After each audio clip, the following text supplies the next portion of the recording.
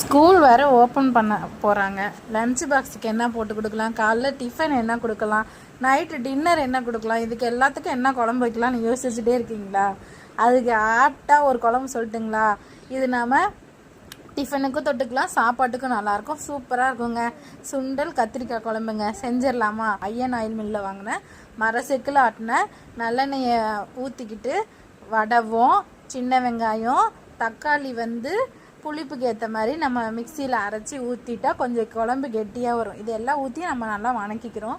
மிளகாத்தூள் மஞ்சத்தூள் உப்பு போட்டு நல்லா வணக்கிட்டு கத்திரிக்காயும் போட்டு வணக்கிக்கிறோம்.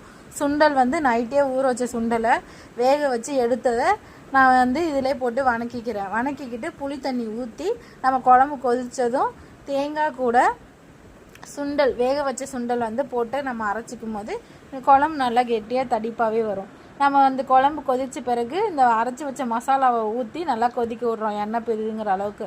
அவ்வளோதாங்க, இந்த சுண்டல் குழம்பு ரெடி ஆயிடுச்சுங்க.